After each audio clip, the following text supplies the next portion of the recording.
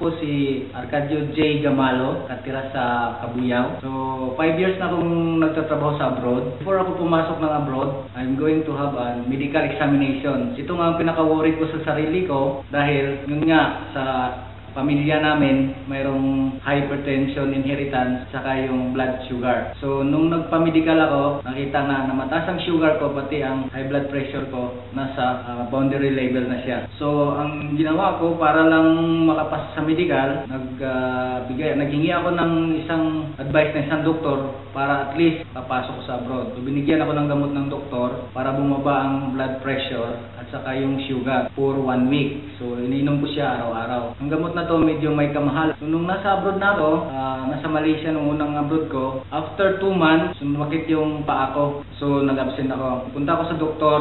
Ang sabi ng doktor sa akin, mayroon akong isang tinatawag na gout arthritis. So, hindi ako maniwala noon kasi wala ko namang naramdaman doon nung nasa Pinas ako So, ang gout arthritis, sabi ng doktor sa akin, dahil sa mataas ang uric acid ng isang tao. So, maraming binabawal niya sa akin na kumakain ako ng hindi pagkain ng mga lamang loob, munggo, saka yung mga kolesterol. So, yun, binigyan niya ako ng gamot ng doktor. Ang isang disadvantage, hindi ko sinabi sa doktor na mayroon akong allergy. Binigyan ako ng gamot ng doktor, ininom ko siya after few hours, namamaga ang mata ko. Halos hindi ako makahinga. Bumalik ako sa doktor, noon, pinagalitan ako ng doktor, bakit kundi siya sinabi sa kanila na mayroon akong allergy pagdating sa gamot. Kasi ang alam ko lang sa allergy ko, yung Alaxan. Pero hindi ko pala alam, yung Alaxan is may ibuprofen. Yung binigay niya sa akin gamot, may ibuprofen yun. Nung nagsimula yung allergy ako, nag-iingat ako sa lahat ng gamot. Nung nag-resign ako sa Malaysia, pumunta ako ng Indonesia. Then nagtrabaho ako sa Batam.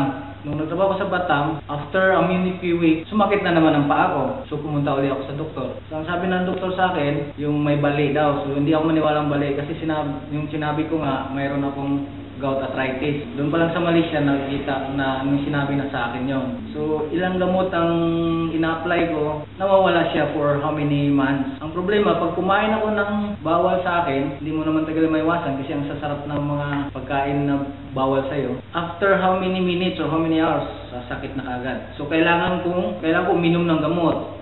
Mag-stop ng gamot para sa sarili ko.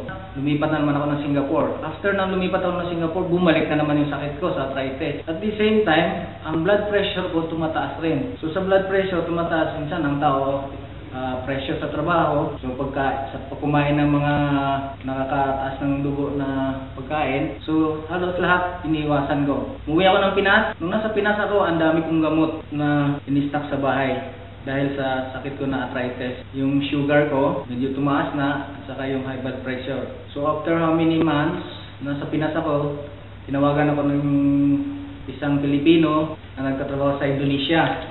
So doon, lucky, pumunta ako ng Indonesia, bumalik ako doon. So nagtatrabaho ako sa isang company sa Indonesia, sa Batam. So a few months after, may isang kasama kong Pinoy nag-endorso sa akin ng isang gamot. Sinabi lang niya sa akin, supplement food. Pero alam niya na may high blood ako. So sabi ko, medyo mahal naman pare. Sabi ko sa kanya. Sabi niya sa akin, pre, hati na lang kayo ng dalawa ng kasama mo. Subukan mo muna. Sabi ko, sige pre, subukan ko. So binigyan ako niya ng 15 pieces. So yung 15 piraso na yon, ininom ko siya within 1 week. Kasi twice a day ako uminom. So ang blood pressure ko before ako uminom, ang taas. Nasa 170/100.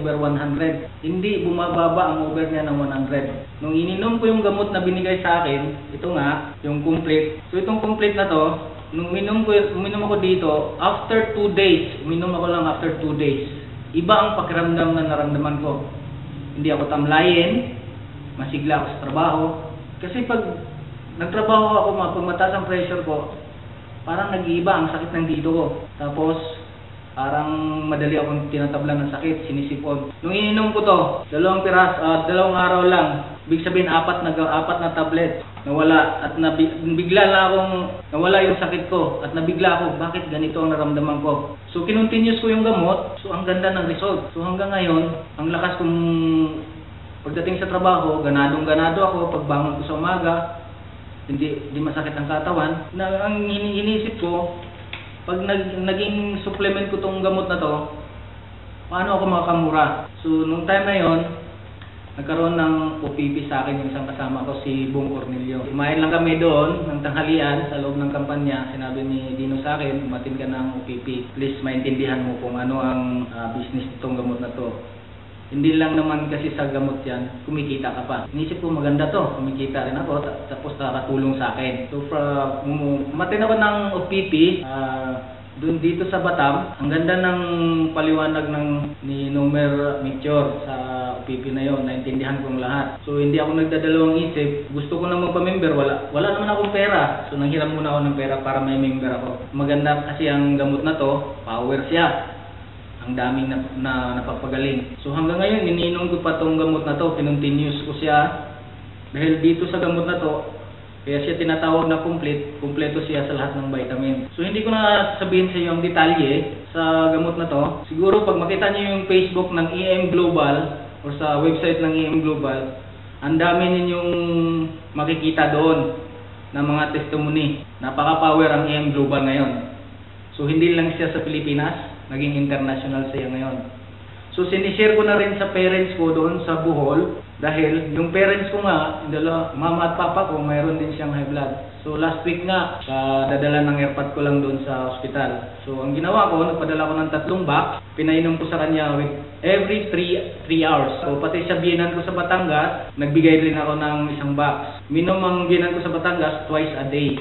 So nung tinanong ko siya, yung misis ko, sabi ng misis ko, nag-ibang pakiramdam niya na hindi na siya tamlayan pagdating sa umaga at sa gabi, pero twice umiinom siya. So napakaganda ang EM Global. Iniinggan niyo kayo lahat. Subukan ninyo. Kung sino man sa inyo, sa mag-anak, kapatid, mga magulang na may sakit, subukan ninyo ang complete.